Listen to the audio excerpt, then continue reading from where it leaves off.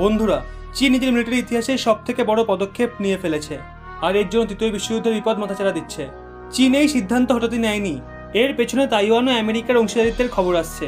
চীন পরিষ্কার বলেছে, যদি আমেরিকা ও তাইওয়ানের মাঝে কোনো সমঝোতা হয় তাহলে সে তৎক্ষণাৎ তাইওয়ানের সঙ্গে যুদ্ধ শুরু করে দেবে। আর না শুধু তাইওয়ান, আমেরিকাকেও নিশানা বানাবে তার নতুন হাইপারসনিক হাতিয়ার দিয়ে। তাইওয়ান ও আমেরিকা মিলে কি এমন জলঘোলা করলো যে চীনের মাথায় খারাপ হয়ে গেছে? ডিটেলসে সবকিছু আমরা জানবো, শেষ অবধি সঙ্গে থাকবেন। গত 10 থেকে 11 দিন ধরে কিছু রিউমার্স সার্কুলেট হচ্ছে। কি ধরনের রিউমার্স? তাহলে আমেরিকা ও তাইওয়ানের একটা বড় সুরক্ষা সমঝোতা। খবর আছে দুটো জিনিস হতে পারে।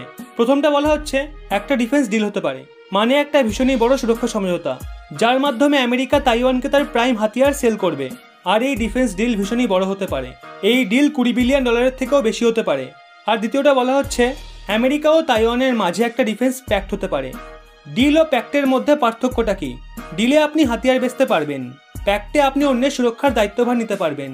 তাই বলা হচ্ছে হয় আমেরিকা তাইওয়ানের পূর্ণ সুরক্ষার দায়িত্ব নেবে বা হয়তো আংশিক ভূমিকা নেবে। তাই তাইওয়ানের সঙ্গে চীনে যুদ্ধ বাঁধলে আমেরিকা ডিপ্লোম্যাটিকলি এবং হাতিয়ার দিয়ে তাইওয়ানকে সহায়তা করবে। আর এটা ভীষণই বড় একটা খবর। আর এই খবরটা শুনে চীন তো চটবেই। চীনের ইস্টার্ন কোস্ট, যেটা জাপান, উত্তর কোরিয়া, দক্ষিণ কোরিয়া এবং তাইওয়ানের সঙ্গে সমুদ্র সীমা শেয়ার করে, সেখান থেকে চীন ডংফিং 11 এবং ডংফিং 15S, যেগুলো চীনের প্রাইম মিসাইল, ওগুলো সরিয়ে নিজের সবথেকে খতরনাক মিসাইল হাইপারসনিক ডংফিং 17 মিসাইল মোতায়েন করে দিয়েছে। এটা শুধুমাত্র চীনের সবথেকে শক্তিশালী মিসাইলই না, সবচেয়ে স্পিডি, সবচেয়ে বিধ্বংসী হাতিয়ার। আর এটা বানানোর জন্য চীন অনেক পরিশ্রম করেছে, অনেক বছর ধরে চীনের পেছনে খেটেছে, আর কিছু চুরি করা টেকনোলজিতে লাগানো রয়েছে। বিশেষজ্ঞরা মনে করেন এটা এফেক্টিভ হবে। ইউরোপ হোক, আমেরিকা হোক বা ভারত, সবাই মনে করে চীনের ডংফিং সিরিজে দম তো আছেই। সেটা যতই 100% কোয়ালিটি অ্যাচিভ করতে না পারুক, 70 to 80% কোয়ালিটিতে অ্যাচিভ করেই। তাই ডংফিং সিরিজকে আপনি আন্ডার এস্টিমেট করতে পারেন না। চীন শুধু এটুকুই করেনি, চীন নিজের যে রকেট ফোর্স রয়েছে, বিশেষ করে ওয়াংডং, যা তাইওয়ানের নিকটে অবস্থিত, সেখানকার রকেট ফোর্সকে অ্যালার্ট করে দিয়েছে। তাছাড়া হাইপারসনিক মিসাইলকে আটকানোর কোনো মেকানিজম এখনো অবধি ডেভেলপ হয়নি। আর দুনিয়াতে এমন কোনো ডিফেন্স সিস্টেম নেই যেটা হাইপারসনিক মিসাইলকে আটকাতে পারে। এমনকি আমেরিকার কাছেও এমন সিস্টেম নেই।